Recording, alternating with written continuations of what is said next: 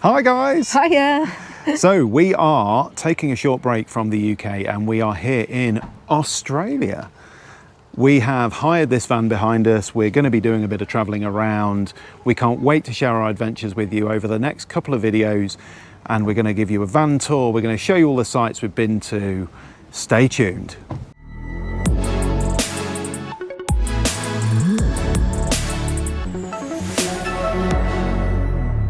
Right, so we thought we'd give you a quick van tour. I'm going to do some stuff around the outside, kind of technically what it is and all of that sort of stuff. Sarah's going to do some of the internal stuff. So let's start with what it is. And as you probably know by now, as we've been talking about it, it is a Mercedes Sprinter. So this is a 316 CDI. If anyone's interested in the van, it's 163 horsepower, 2.1 litre turbo diesel engine. This has got the 7-speed double clutch G-tronic gearbox in. Which is actually, I think, really smooth. I think it's smoother than the Volkswagen DSG box that we've got in our 6.1 California, and that's better than the one that we had in our T6 California. So fair play to Mercedes, this actually drives really well, I think. So let's have a bit of a tour around the outside. You can see the kind of features and things. It's a pretty basic van. They don't spec these particularly well in terms of features. It has got cruise control, doesn't have adaptive cruise or anything like that, doesn't have automatic wipers, but it does have automatic headlights. It doesn't have climate control. It's got normal kind of digital controls for the aircon and everything. So it's got air conditioning in the cab as well as in the rear, but you have to kind of play with the controls quite manually. THL, the company who owns Maui and Brits and all of the other campervan people, have fitted their own head unit in this as well, which is a bit annoying because you don't get any controls on the steering wheel for it. You have to lean over and use the touch control on the centre, which is all right, and it's got sat-nav built in and things, but the radio's a bit rubbish, and we ended up just using Bluetooth from our phones, finding a nice radio station to stream and then streaming that straight to the head unit. And it's all right, it's a bit tinny. We found a hidden menu in the system to be able to then adjust the equalizer and add some loudness and bass and everything else, and it sounded a lot better after that. So that's pretty good. No auto dimming rearview mirror or anything fancy like that. We were commenting as we were driving along about how many blank buttons there are, where there's obviously stuff that you can get in a Sprinter, which this doesn't have. No leather steering wheel or anything fancy like that. It does have the gear change next to the steering wheel, which is quite nice. It means you're not faffing around with a gear stick in the middle. It means it doesn't stick out anywhere. Loads of cup holders and things as well, so that's a really good job. So camping wise, just down the side here, as you can see, we've got our hookup already connected to it. That's the inlet for the hookup. We've got the toilet here, which is the toilet cassette. So it's got a built-in Thetford cartridge style toilet, as I'm sure you've seen in many motorhomes before. Unlock, pull it straight out, empty it, put it straight back in again. You also fill the water for the flush in the toilet in there as well. It's got a level gauge, which is quite nice. Small gas canister, which fits in this locker here as well. Obviously it's got the vents and everything just to keep it safe, and that's got individual taps on and off for the barbecue outlet, which we'll come on to in a minute. Also the hot water and also the gas hob as well, and obviously a master switch in there as well. This big kind of contraption on the back here is basically the hot water heater. So that's the vent for the hot water heater, and the exhaust just as it starts up. So coming around the back, if I open up the back of the van, obviously two big barn doors on the back. Has got some storage and things in the doors, but ultimately because of where they've put lockers underneath where the seats and the bedding is at the back, you get a tiny little bit of kind of garage space under the middle there. But on this left hand side they have left it so that you can get long chairs and things deep inside it, so that's quite handy. One thing I probably should say about these curtains, they're literally curtains on a rail. So anyone used to a Cali or anything with fitted blinds and things, no, not on this. And the fact that these kind of velcro up and you have to unvelcro every single curtain every night when you go to bed and then velcro them back up again, it's first world problem, but I tell you what, it really gets to be a bit of a pain. They get trapped in the doors as well. And they get trapped, oh, well, you can see there, if I shut that, that's going to get trapped in there, so you have to kind of pull and swing. No tints or anything like that in this, it's just kind of as it is. This compartment here, very annoyingly, should have a barbecue in. This one doesn't have a barbecue in, we don't know why not. The last one that we hired from Maui did have a barbecue in, and it's a nice slide out barbie. This point here on the side is where you plug the gas in, and it's really nice just to have a barbecue outside of your van. Perfect. Really wish you could get this kind of thing in the UK. It seems like a good idea to me. But no, this particular one hasn't got it. We have asked Maui why not, and nobody's come back to us yet. So Maui, if you're watching this, what the hell is going on with your lack of barbecue? It's an Australian dream I'm missing out on right here. It is. And I think we can also say actually that all of the caravans that you see on the sides, they all have it. They have, well, they don't just have pull-out Barbie, some of them have full-on pull-out kitchens that come out the side of the caravans. Yeah, so that's a real, amazing. It's a real shame on this particular van, but we have had one before. This outlet here is a power outlet, so if your van's on hookup and you want to power something 240 out here, you can do. So that's quite nice. Just shut this side door. Water inlet on the side, dead straightforward as you'd expect. Big tanks on this. I think from memory they're 80 or 90 litre water and 80 or 90 litre waste. You tend to get that kind of size of tank on these though because it's got a shower. And obviously if you're going to have a couple of hot showers and things in there, you're going to need serious amounts of water and serious amounts of waste to be able to cope with it. They do fit mud flaps and stuff on this, which is handy. We've been through some serious rain, and actually the van is looking really clean still, so it's a good, nice job. And on the sliding door, you do get an opening window, and it's got a built-in mosquito mesh. That's definitely not fine enough to deal with midges or anything like that, but definitely they get them they don't get in them. Australia, but do they? Nasty bitey insects, you're all right, because it's got a nice mesh on. Anything else to say really about the outside? Not really. It's obviously a tall van. I can't even touch the top of it where I am here, which means there's quite a step into the side of the van. No like fancy electric side step or anything like that to get in. Sarah finds it more of a problem than me, but it's a little bit higher than the Cali. It is something for the side step. The thing I find most problematic is trying to get in, either the passenger or the driver's side actually, of how high that is up. But you know, there is a handle and stuff on this one. It's the driver and passenger seats which are more problematic for Sarah to get in. Yeah. One thing that they have changed since we hired one of these 3 years ago is that the driver and passenger seats have height adjustment on them. Yeah. And they've got lumbar supports, and it's a lot more four-way comfortable. lumbar support. You can pull the front out as well on the seats, like you can in an Audi and a BM and that kind of stuff, which is nice. Yeah, so you can turn the passenger seat round without having to open the door as well, which is really nice. There is actually there's a switch here, and this switch operates the. If I'd have switched it on inside, there's an outdoor light, which is over the Barbie. Yeah, just over the Barbie. We've really not handy. used. Yeah. So, hey ho. Right, I think it's time to go inside and let Sarah do some internal tour. Hi, okay, so we'll start at the front of the van, and the way that we've decided to use the van this time, because we've got a couple of really big bags with us, is to use this front area as our kind of living space. So you can see we've turned around the passenger seat there. You can see we've got some really big bags stacked in the front there. I think it's the biggest problem really when you hire one of these vans and you're going from one place to another rather than doing a circular trip. Because Maui would store these bags for us. We could unpack at the centre and then repack them again when we're going back. But because this time we've done Brisbane down to Sydney, they can't obviously do that.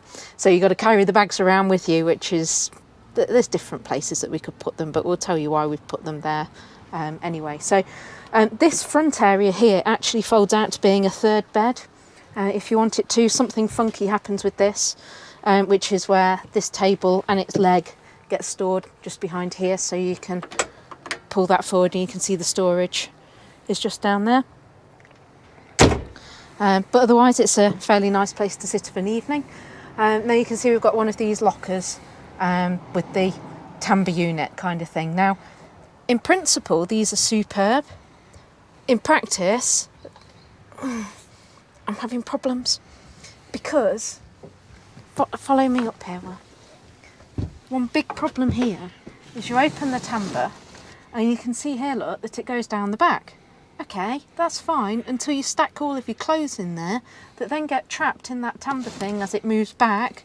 So when you close it, it closes fine, and then you can't open it because your things are in the way. But you can see we're using this one as a little bit of a sort of grocery cupboard, storage of our laptops and bits and pieces. There's a couple of plug sockets down there, so we've been having our breakfast down at this little table here, so the kettle's here, and the van also comes with a toaster as well. So moving a little bit further down, you can see we've got some hooks, and the way that we've been using this is car key up there, and if we've got an ensuite key we'll keep that up there as well so we don't lose them.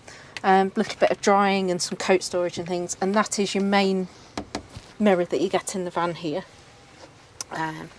And then you actually do get this quite nice big sink unit, but you can see that there's some quite narrow openings along here. So whereas it's a really big van, once you've got the bed out down the back, there's not actually a lot of space for doing any kind of standing, getting dressed, moving around, one person trying to pass the other whilst the door's open or anything like that, but it works. So in here, really lovely big sink. You can easily get a proper dinner plate in there, hot water on demand. The crazy thing is though, that in the Cali these things would hold themselves up, and they don't actually in this. It either holds itself up there or it shuts, and we've had a couple of moments where we've wondered whether we were going to shatter them when you've sort of let them go a little bit early. We've also had a moment where very, very nearly flooded the van because that was slightly that way when that got opened, and so you can kind of see what's going to happen there with the tap coming on, and oh dear. So you have to be quite precise with how you put things back. Under this one, 3 gas burner, which can roar away, and you can get some proper decent sized saucepans on there, so that works quite well. So we've got a load of drawers down here, so cutlery, bits and pieces. We've kept the TV remote in there. You get 3 of everything because this van can technically seat 3 people. So the all important coffee along with some utensils. Another storage drawer, and oh dear, something's got stuck. I think there's bread in there, be careful. Something's got stuck. We'll deal with that later. Kitchen towel, I think it is, that might have got stuck. And then 3 of everything there of your mugs, side plates, bowls, etc. Tool cupboard, which seems a real waste of space because they have used it for saucepans. So, you know, no stacking kind of saucepans or anything like that. It's proper full-size saucepans.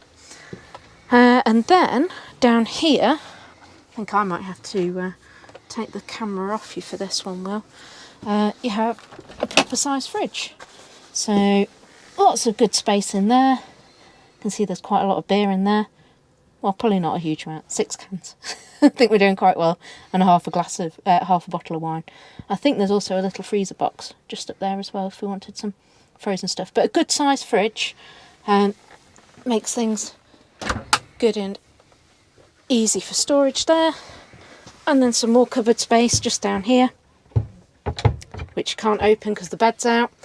And then this one, where we've squashed some stuff into it. There's there's your toaster, and that's where your kettle normally lives. And then there's some other bits and bobs for cooking back there, alongside the microwave, which is quite nifty. And we have actually used a couple of times. And there's a little media centre just up at the top there, so for your radio and things, and then that's where your main switches are for water heater, water pump, toilet, range hood, media, reading lights, I think it is, something like that, and then the other lights as well, so the main lights in the van.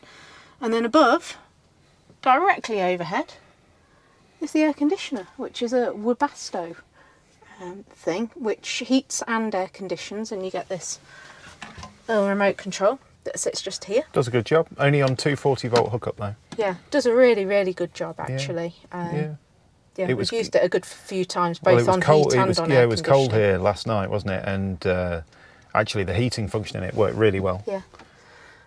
Okay, so probably time for the bathroom. So that might end up being me having to do the camera work again. So in here, we've not really used this, I must admit. I've used it Will's used it. many times. Well, he uses it for the toilet. Neither of us have had a shower in here. So you can see we're drying various bits and pieces of swimming costumes and stuff in there. You see you get a little cupboard there, bit of a shelf, the normal kind of porta potty, and a sink over there where we're storing microphones or a GoPro or something, and the bottle of green stuff for the toilet. It'd be interesting, I think, to see what this looks like compared to the Cali Grand. In terms of size, and layout, because it's all stuff. right. I found that one all right.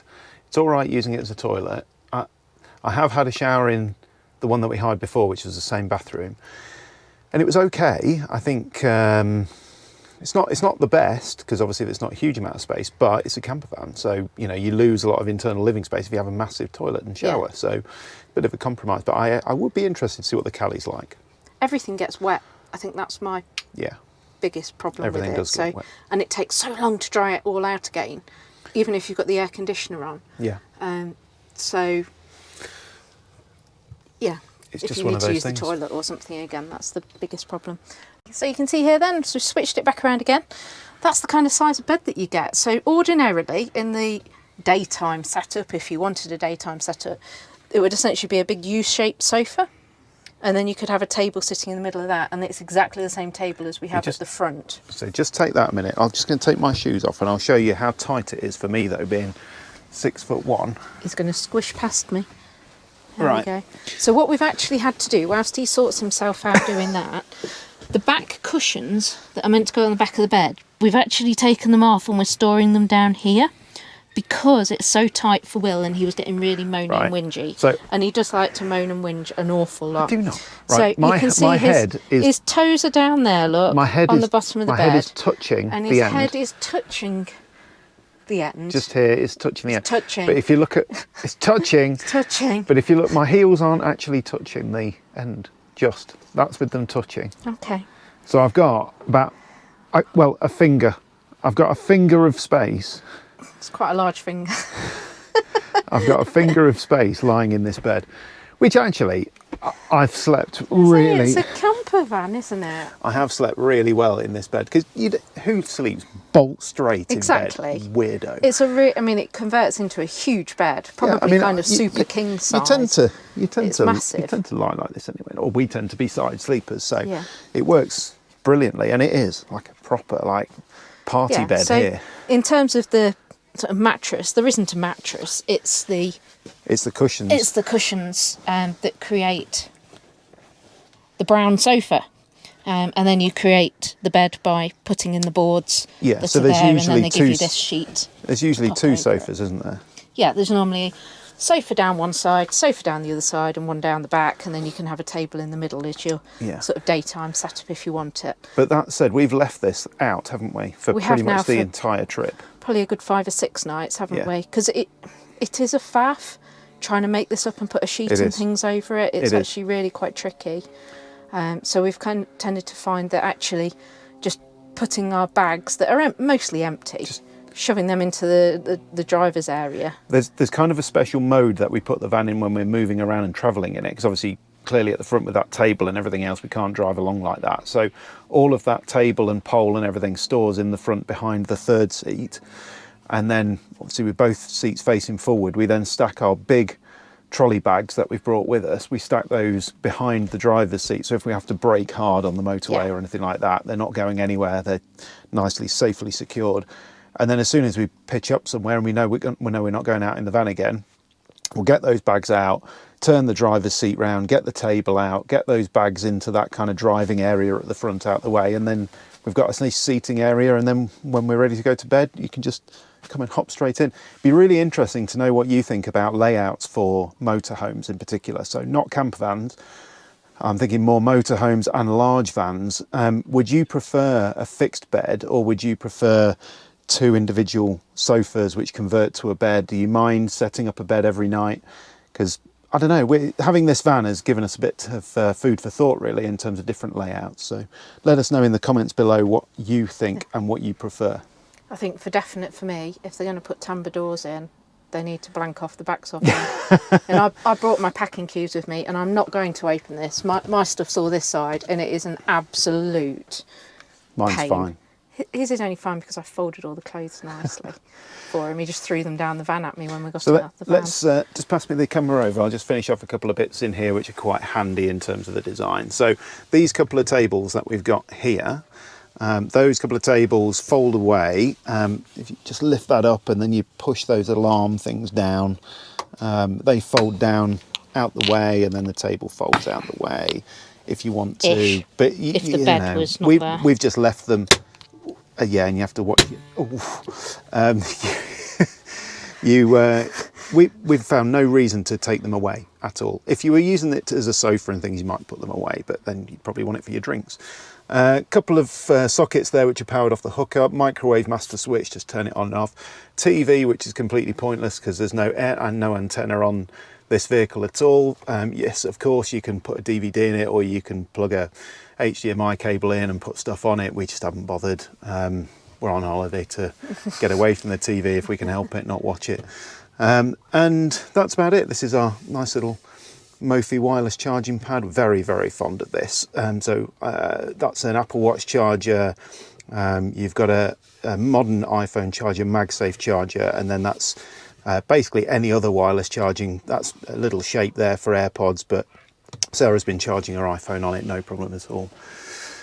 And that probably is about it. There is an extraction hood as well, with lights and everything. Actually, It's good. It works really, really even well. better than the one that we've The got only at home. thing I've managed to set off the fire alarm with was deodorant. Yeah, she was obviously being particularly sweaty that day, so felt as though Try she not needed to a be lot. sweaty that day. But yeah, that's pretty much it, I think, for the internals. The radio obviously has speakers in the back here, which if you want it loud enough to be able to hear it at the front, you have to turn it really loud, because there aren't any speakers for it in the front at the evening. When you come back here, it's absolutely deafening because it's facing you in bed, so you have to turn it down.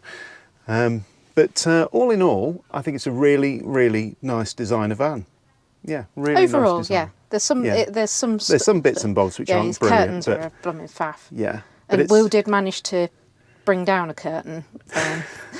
So Yeah. where we sit for breakfast, Will's been sitting in the passenger seat that's turned round. there's a long And there's a curtain. long curtain. Tell you what, let me take this again. I'll show this. So there's a long curtain that you can see goes up on this rail over here, and then it joins another one there. And Will rather enthusiastically sat down in the passenger seat and caught some of the curtain, and the whole thing came down with Just all ripped of it the straight out. with all of the little lovely curtain hanging-y plasticky bits as well. So we had to spend a bit of time rethreading that up, but it was fine. Nothing broken. There we go. So let us know, what do you think to this Maui Ultima Plus? I think it is. It's a plus because it's the 3-seater rather than the just for two. So yeah, let us know in the comments below what you think to this Maui Ultima Plus. Would you rent one? So I hope you've enjoyed this first part of our amazing Australia campervan journey. Over the next few episodes, we're going to be touring down. We're going to be going from Brisbane right through to the Blue Mountains. We'll show you the different campsites that we've stayed at. We're going to share it all with you. There will be a few episodes that are coming up in the next few weeks. And then after that, we'll give you our views on whether we think we might ever swap our amazing California for something a bit bigger. So stick around over the next few weeks. Hopefully you've enjoyed this first episode. Let us know what you think in the comments below, and we'll see you again soon for some more California time and the second episode.